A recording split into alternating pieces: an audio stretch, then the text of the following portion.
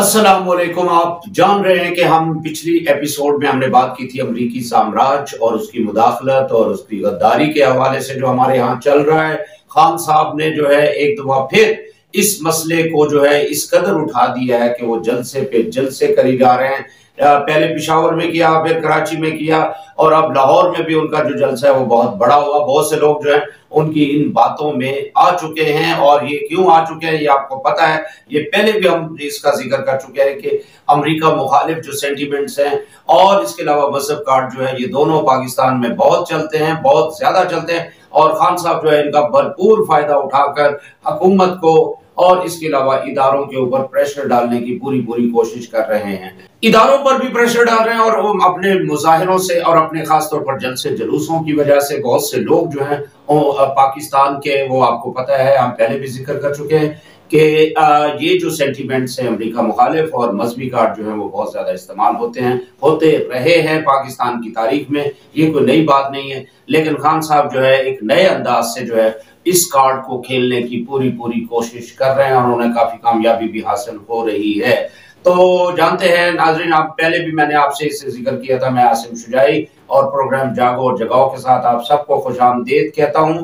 पहले भी आपको पता है कि पिछले एपिसोड में मैंने कुछ थोड़ा सा तारीखी पस मंजर आपके सामने पेश करने की कोशिश की थी। आज की इस एपिसोड में मैं आपको बताऊंगा कि क्यों पहले मुशर्रफ साहब ने एब्सोल्युटली यस कहा और आज इमरान खान साहब जो है उन्होंने एब्सोल्युटली नॉट क्यों कहा। यह बात बहुत दिलचस्प है, इसको समझने की जरूरत है, क्योंकि पाकिस्तान की आवाम जो है वो अमेरिका के ताल्लुकात के हवाले से, क्योंकि यहाँ इतना कंफ्यूज किया गया है, इस कदर कंफ्यूज किया गया है कि लोगों को कुछ समझ नहीं आ रही और ज्यादातर जो है वो अमेरिका मुखालिफ जो सेंटीमेंट्स हैं वो इस कदर बड़े हैं इस मुल्क में और अमेरिका के साथ जो एक रियलिस्टिक जो हमारे ताल्लुकात होने चाहिए इस हवाले से जो अप्रोच है वो तकरीबन ना होने के बराबर है, वो बहुत कम है। हम क्योंकि जज्बातियत के हवाले से ज्यादा सोचते हैं लेकिन अकल से हम सोचने की तरफ जो है वो बहुत कम इधर आते हैं, इसलिए ये बात हमें समझना बहुत जरूरी है।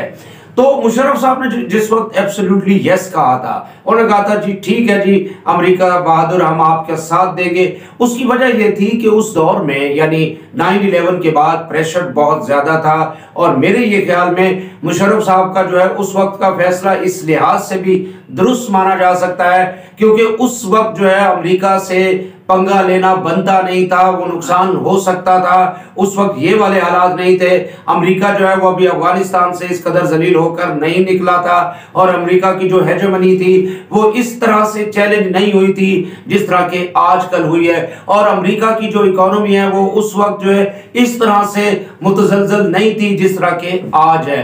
तो आज के हालात में एब्सोल्युटली नॉट कहना जो है वो मेरा ख्याल है बहुत इजी है, लेकिन उस दौर में एब्सोल्युटली नॉट कहना जो है वो इतना आसान नहीं था। शायद मुशर्रफ साहब जो है उनके जहन में ये था कि इस वक्त अपने मुल्क को बचाना जो है वो बहुत जरूरी है क्योंकि वो पूरी जो मगरबी दुनिया थी वो इस वक्त अमेरिका के साथ थी और दहशतगर्दी मुखालिफ जो सेंटीमेंट्स थे वो बहुत ज्यादा उभरे हुए थे।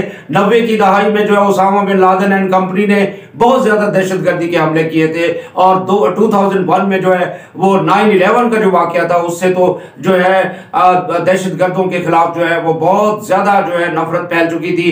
तो इस लिहाज से बहुत से जो ममालिक है वो उस वक्त अमेरिका के साथ थे, लेकिन आज वो सूरत हाल नहीं है, इसलिए आज एब्सोल्युटली नॉट कहना जो है वो इतना मुश्किल नहीं है जितना कि उस दौर में मुश्किल था। तो ये वो सूरत हाल थी, इसको समझने की जरूरत है अगर अकल से देखें, लेकिन अगर जज्बात से देखें तो फिर तो वही है जो कि हमारी मजहबी कुव्वतें जो है 90s के बाद जो है मजहबी कुव्वतें जो है अमेरिका के मुखालिफ हुई, लेकिन वो पहले उसके हामी हुआ करती थी, उनके साथ जो है उन्होंने जिहाद अफगानिस्तान भी किया। तो ये जो सूरत हाल है इसको हमें समझने की जरूरत है। लेकिन आज जो इमरान खान साहब ने जो एब्सोल्युटली नॉट कहा, मेरा ख्याल है कि आज वो सूरत हाल भी नहीं थी और इमरान खान साहब ने कोई इतना बड़ा कोई कारनामा सर अंजाम नहीं दिया था कि अमेरिका जैसा मुल्क जो है वो उनका मुखालिफ हो जाए और मतलब उन्होंने कोई हाइड्रोजन बॉम्ब नहीं बनाया, उन्होंने कोई एटम बॉम्ब नहीं बनाया। इसके अलावा मौशी तौर पर जो है वो अमेरिका के लिए कोई चैलेंज नहीं बन सके और इसके अलावा कोई सरमायादाराना निजाम को भी वो चैलेंज नहीं कर सके। अगर ये सारे चैलेंजेस हों तो फिर तो समझ आती है कि अमेरिका जो है इमरान खान साहब के मुखालिफ है। खाली ये जज्बाती किस्म की बातें कर लेने से एक मुल्क जो है वो इतना मुखालिफ नहीं हो सकता, लेकिन फिर भी अगर उन्होंने अमेरिकन ने जो है मुदाखलत की है बकौल खान साहब के और उसमें नेशनल सिक्योरिटी जो काउंसिल है उसमें भी ये बात सामने आई है कि मुदाखलत तो बहरहाल हुई है, लेकिन वो जो मुदाखलत है वो एक रूटीन मैटर समझा जाता है सफारती मामलात में। उसमें जो पावर्स होती हैं वो कमज़ोर ममालिक के अंदर जो है मुदाखलत करती हैं, और ऐसा वैसे नहीं होना चाहिए। मेरा भी ये ख्याल है ऐसा नहीं होना चाहिए कि किसी भी मुल्क की जो सॉवरेंटी है उसको चैलेंज नहीं करना चाहिए। यहाँ तक तो इमरान खान साहब की बात दुरुस्त है, लेकिन इमरान खान साहब के पेश नजर तस्वीर का जो दूसरा रख अगर हम सामने रखें तो भाई सबसे पहली बात यह है कि आप अमेरिका पर इतने डिपेंडेंट क्यों हैं? आप आईएमएफ के कर्जों के बगैर अपनी इकोनॉमी को क्यों नहीं चला सकते? आपने अपनी इंपोर्ट्स एक्सपोर्ट्स को बढ़ाने के लिए क्या कुछ किया है? कुछ नहीं किया। आपने तालीम को बढ़ाने के लिए क्या किया? कुछ नहीं किया। आपने टेक्नोलॉजी के मैदान में क्या कुछ किया है? कुछ नहीं किया। आपने एग्रीकल्चर को बढ़ाने के लिए क्या किया है? कुछ नहीं किया। आपने ह्यूमन डेवलपमेंट इंडेक्स के हवाले से पाकिस्तान को डेवलप करने के लिए कुछ किया? नहीं किया। और इसमें सिर्फ खान साहब ही जिम्मेदार नहीं है, बल्कि जो पिछली हुकूमतें हैं उन्होंने भी इस मैदान में इस हवाले से पाकिस्तान की जो सॉवरेंटी के लिए जो बहुत जरूरी चीजें हैं उस हवाले से वो कुछ करने के में नाकाम रही हैं। तो ये मतलब एक ओवरऑल फेलियर है। ये बेसिकली फेलियर है उन सियासतदानों का और उन सब लोगों का जो कि जिनके हाथों में इक्तदार है, जो फैसला करते हैं, यानी जो अरिस्टोक्रेसी है पाकिस्तान की, ये उसकी नाकामी है।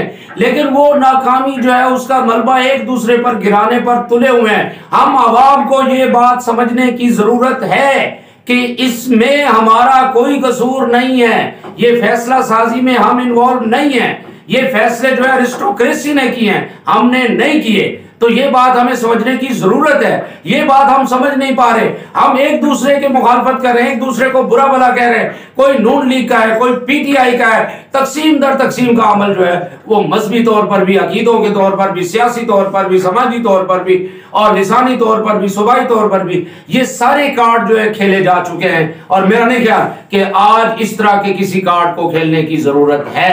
ये जो कार्ड है वो बड़े खौफनाक रिजल्ट्स देते हैं। इनके रिजल्ट्स हम पहले देख चुके हैं, वो तबाही के अलावा कुछ नहीं निकले। और आज भी अगर आप यही कार्ड खेलते रहेंगे तो इसका नुकसान जो है वो पूरी रियासत को होना है, पूरे मुल्क को होना है और आम लोगों को होना है। जो दुम छल्ले बने हुए हैं इन सियासतदानों के, इनको नुकसान होना है। जो भेड़ बकरियां बनी हुई हैं इनको नुकसान होना है। पहले भी भेड़ बकरियां मरी है और अब भी भेड़ बकरियां मरे। मेरा कहने का मतलब यह है हमें अब भेड़ बकरियां बनने से इनकार कर देना चाहिए। ये है वो सोच, ये है वो जो डेवलपमेंट जो अब हमें करने की जरूरत है। लेकिन मतलब मुझे अफसोस होता है कि लोग जो है वो इन खाली खोखले किस्म के नारों के पीछे लग के जो है एक दूसरे की मुखालफत पर तुले हुए। और भाई हमें यूनिटी चाहिए, हमारे मसाइल का हल चाहिए।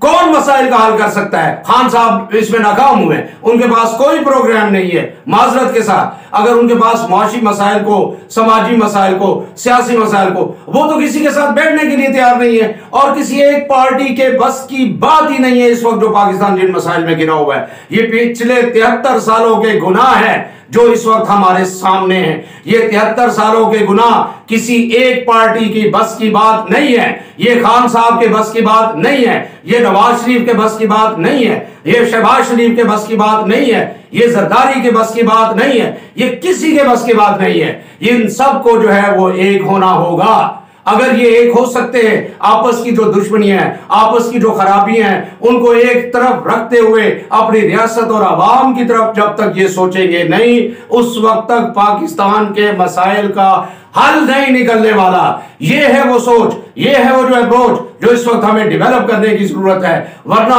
देखे ना, हम पहले भी बहुत पीछे जा चुके हैं और मुस्तकबिल में भी अगर हमने यही खतरनाक रविश रखनी है तो फिर हम मल्टीप्लाई होकर पीछे जाते रहेंगे। और यहां पर इस हवाले से मैं आपको अल्लामा इकबाल का एक शेर भी सुनाना चाहता हूं।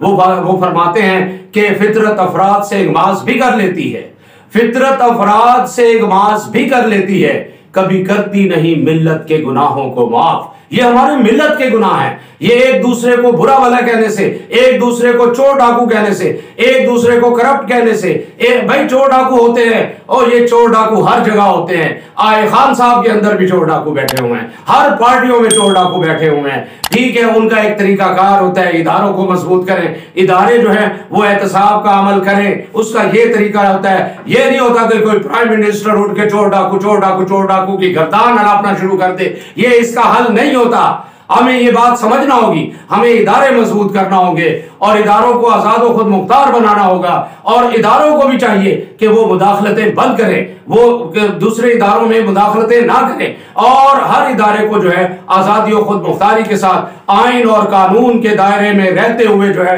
वो पूरे मुल्क की, रियासत की, आवाम की जो सूरत हाल है उसको बेहतर करने में उनको भी अपना किरदार अदा करना होगा। ये मेरी सबसे मिन्नती है कि जनाब आप जो है इस हवाले से कुछ करें, मेहरबानी करें। ये ना हो कि फिर वक्त हमसे फिर आगे निकल जाए और हम पीछे रह जाएं और सांप निकल जाए, हम लकीर को पीटते रहे। पहले भी हम यही करते रहे और मुझे डर है कि इस वक्त जो रविश चल रही है इससे भी फिर वही हाल हमारे साथ होना है और हम जो है वो बुरी तरह से नाकाम होकर फिर पीछे चलते जाएंगे, क्योंकि आगे वाला जो वक्त आ रहा है उसमें मल्टीप्लाई होकर जो ममालिक हैं वो आगे जा रहे हैं और हम लोग जो है वो पीछे जाते रहेंगे। हमें इन मसाइल का हल ये है, ये वो चीजें हैं जो हमें करने की जरूरत है। ये मेरे एक नाकिस सी अकल जो है वो ये समझती है। हो सकता है बहुत से लोग मुझसे इख्तलाफ भी करें, इख्तलाफ राय होना चाहिए। इख्तलाफ राय अगर पॉजिटिवली हो तो वो बहुत ही बेहतरीन चीज हुआ करती है। इसको कभी भी बुरा भला ना कहें और एक दूसरे का एहतराम करें, एक दूसरे में ये जो डायलॉग का कल्चर है उसको प्रोमोट करें। फिर ये मसाइल करप्शन के भी, फलां के भी, जब तक हम आवाम को ताकतवर नहीं बनाएंगे, आवाम को मुत्तहिद नहीं करेंगे, उस वक्त तक हमारे मसाइल का हल नहीं निकलने वाला। और ये सोच है मेरे ख्याल में जिसको डेवलप करने की जरूरत है। तो ये आज हमने मुशर्रफ के दौर के हवाले से और फिर खान साहब का थोड़ा सा कंपैरिजन करने की कोशिश की है और उसके बाद फिर हम इसी कहानी को लेकर आगे बढ़ते रहेंगे और आपके सामने बयान करेंगे कि किस तरीके से जो है आज हमें खारजा पॉलिसी के हवाले से बहुत बातें हो रही हैं। खान साहब कह रहे हैं कि खारजा पॉलिसी आज़ाद नहीं रही और वो आज़ाद कैसे होगी, किस तरह से होनी चाहिए, इन सवालात के जवाबात भी जो है वो हम तलाश करने की कोशिश करेंगे। उम्मीद है कि आप हमारा प्रोग्राम देखते रहेंगे और हमारी हौसला अफजाई करेंगे, हमारे इसको लाइक करेंगे, हमारा चैनल AKY प्रोडक्शंस न्यूज़ को आप सब्सक्राइब करेंगे और हमारी वीडियोस को जो है वो शेयर, अगर आपको पसंद आए, आप समझते हैं कि वाकई ये जो राय है ये बैलेंस्ड राय है, तो फिर आप इसको जरूर आगे बढ़ाएं, दूसरों तक भी पहुंचाएं, ताकि हम जो है मुत्तहिद होकर पाकिस्तान को मजबूत और तरक्की याफ्ता मुल्क की ममालिक की जो सफ़ों में ले जाने की कोशिश करें। तो बहुत मेहरबानी, आपका शुक्रिया। आसिम शुजाई को नेक्स्ट एपिसोड तक इजाज़त दीजिए। अल्लाह हाफिज़।